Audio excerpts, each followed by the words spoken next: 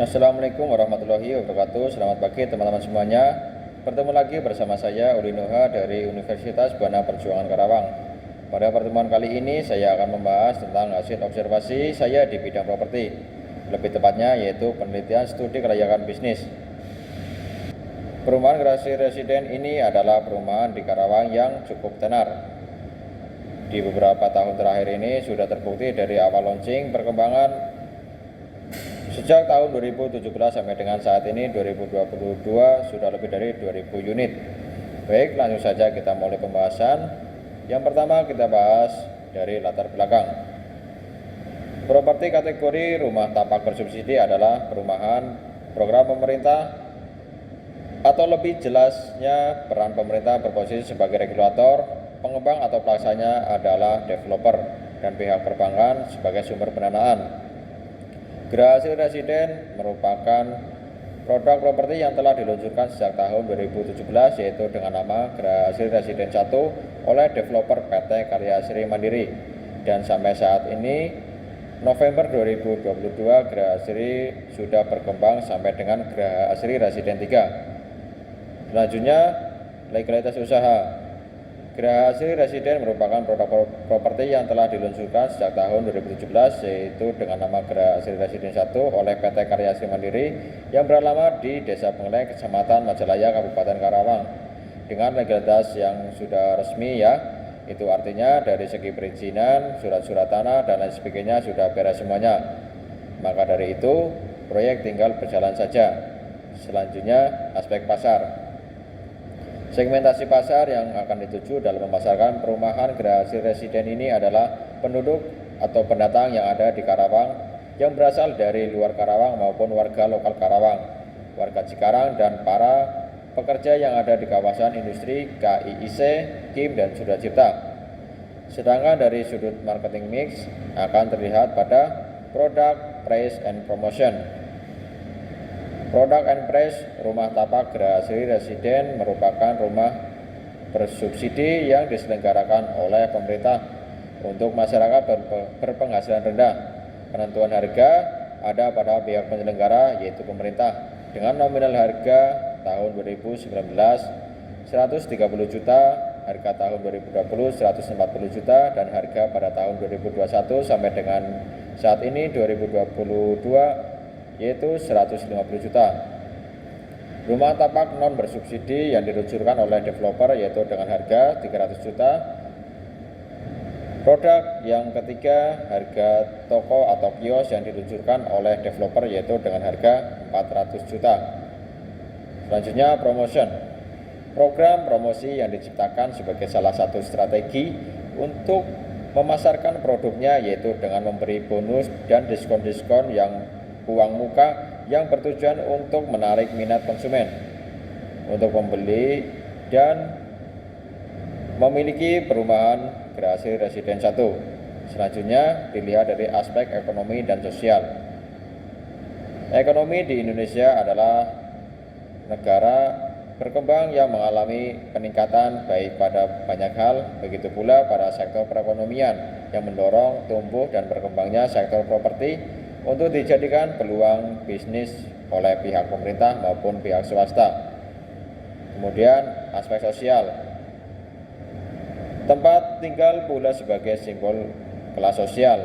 Selain fungsi utamanya menjadi wahana tempat berlindung dari panas, hujan maupun privasi, dan kita bisa lihat style atau gaya tempat tinggal yang beragam dengan pengembang atau developer yang berbeda. Tingginya pertumbuhan ekonomi di Kabupaten Karawang berbanding lurus dengan peningkatan pertumbuhannya penduduk di Karawang. Terbukti permintaan akan perumahan hunian terus meningkat. Maka dari itu usaha properti di Kabupaten Karawang terus bertambah sebab prospeknya masih terlihat menjanjikan. Analisis lingkungan di Indonesia mengenai dampak lingkungan tertera dalam pasal 16 Undang-Undang Nomor 4 Tahun 1982 tentang ketentuan pokok pengelolaan lingkungan hidup.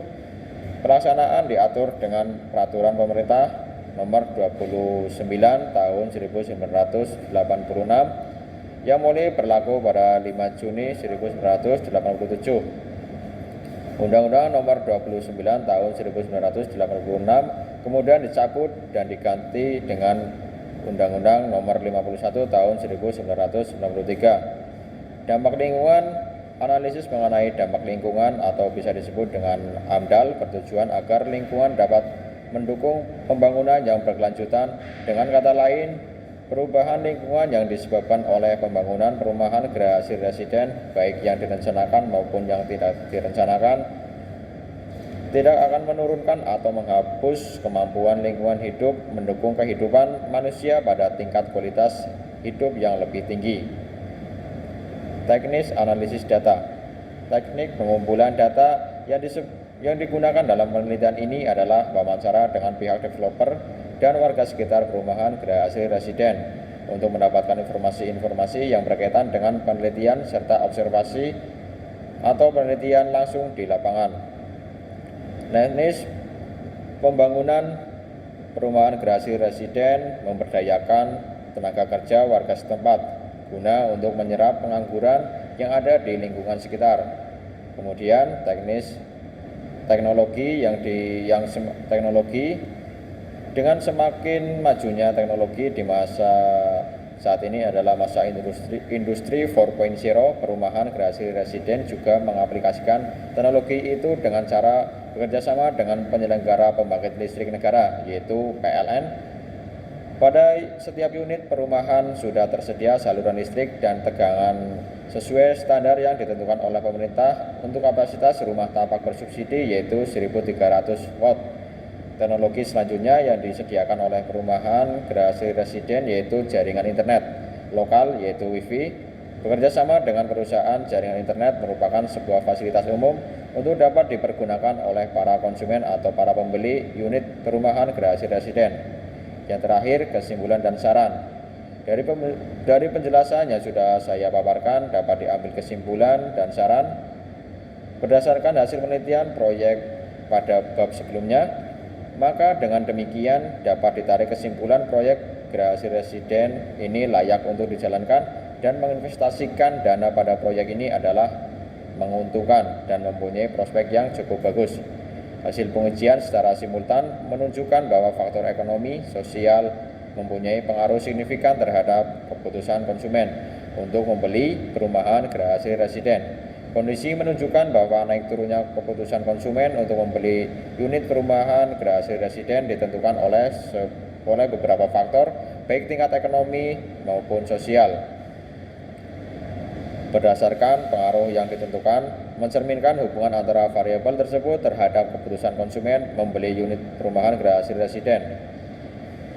Yang selanjutnya, saran untuk mahasiswa.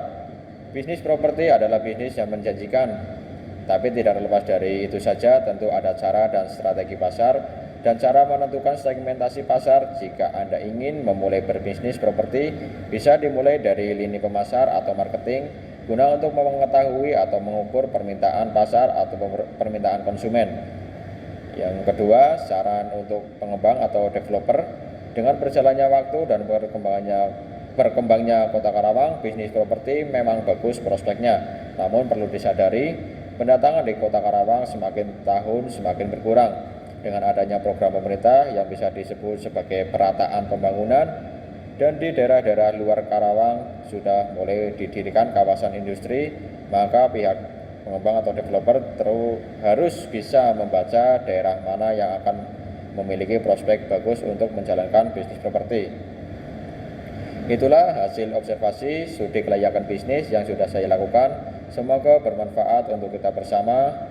Terima kasih kepada dosen Ibu Neni Triana, STMM. Terima kasih kepada pihak developer PT Karya Asri Mandiri. Terima kasih juga kepada rekan-rekan tim marketing yang ada di kantor pemasaran Geraha Asri Residen.